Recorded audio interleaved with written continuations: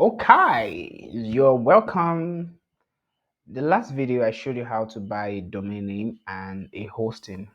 And in summary, a domain name is like your address, the address that leads people to your website, while the hosting is the space in the room that you rent to put your content so that when people visit that address, your content can be shown to them. The next part of that is we need to explore what is called the cPanel.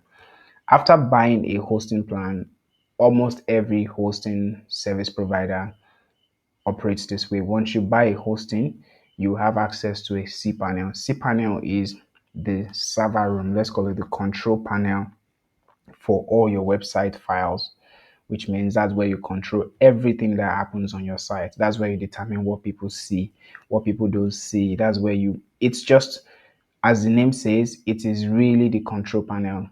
And here are the options to find in.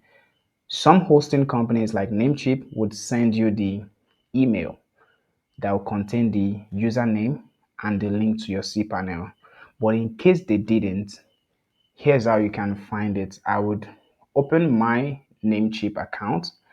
Typically, the URL to access your cPanel goes this way. It is usually, let's say, Textstorm Nigeria, just like the domain we bought, thenigeria.com.ng/cpanel. That's usually the URL. This URL should typically take you there. So the thing you need to then do is to have the login, which is why I said most companies send it to your email. They'll send you the username and the login. It will look something like this. What you have here to look like this. So here it is. I'll just click on login. I have an extra layer of hosting or security on mine. So I want to open this thing and put in the code. All right, it renews. So this is not the code all the time. It renews every 15 seconds, which is something. It's a two-factor authentication kind of thing. All right. This is what the cPanel of Namecheap hosting looks like. The one for Bluehost might look slightly different from this.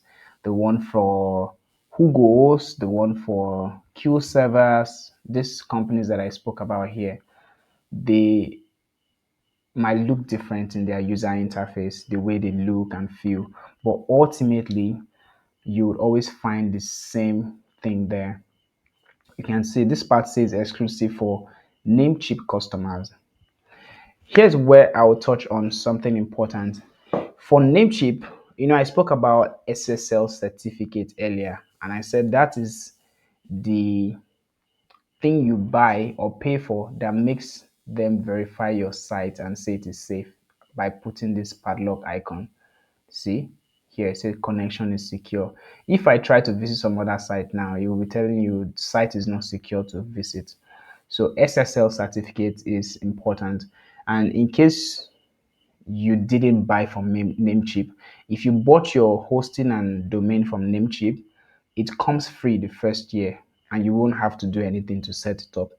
Once you buy your domain name and you buy your hosting, give it a couple of minutes, it will be automatically set up. So you won't need to do anything. But just in case, I would ask you to reference YouTube videos to watch more on this because I really want to focus on the main part of the course. But just in case, most platforms will have something like Namecheap SSL. So this is where you can install that SSL certificate for your site. I hope that that is clear.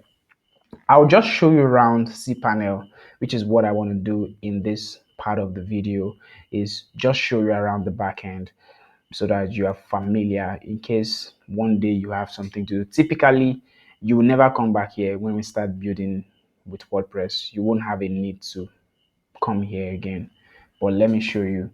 Up here, we have what they call Softaculous App Installer, which is one way that you can install WordPress. I'll speak about WordPress in detail in the next couple of minutes. We also have File Manager. This was files. This is like the storehouse of all your web files.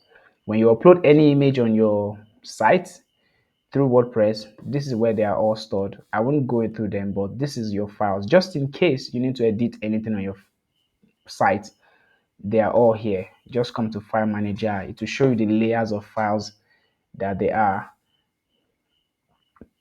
I feel tempted to want to go deep, but it will just confuse you. So you can see all the, you know, folder upon folder. This is just to tell you that it is really the file manager. So no touch.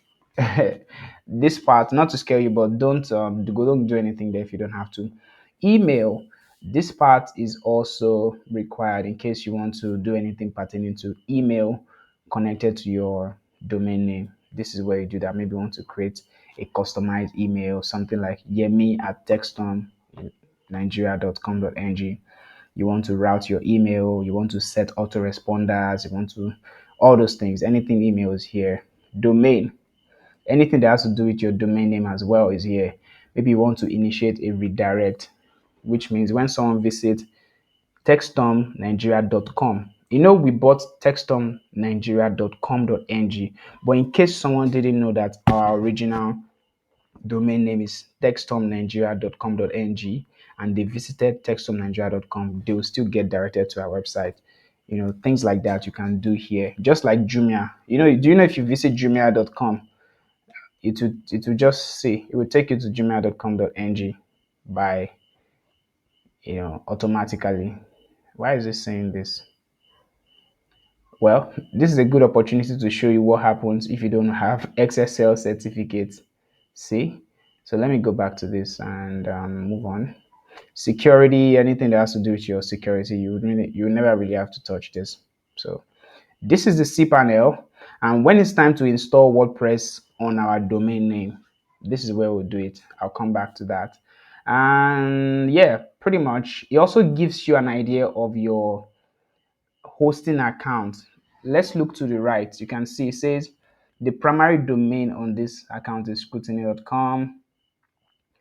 The add-on domains, file usage. So it says I've used about 52% of the space available on this my platform, and that's because I have 3 websites on it. So that's why I told you that even your one website can't exhaust the space. Email account is showing me here that I've already created 7 custom emails and is remaining, that means 23. Disk usage, just little details about your platform. Period. So this is a cPanel. You can play around it. Don't play too much, but look around it. You really don't have anything to do here. I will show you exactly what is needed to be done in this part of your website.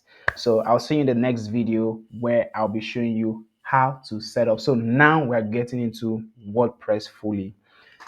All the last 3 videos or 4 videos, what I've done is I wanted to introduce you to web design as a concept. I wanted you to understand how it works, what happens on the back end, so that you're not just thinking this thing is magic or abracadabra.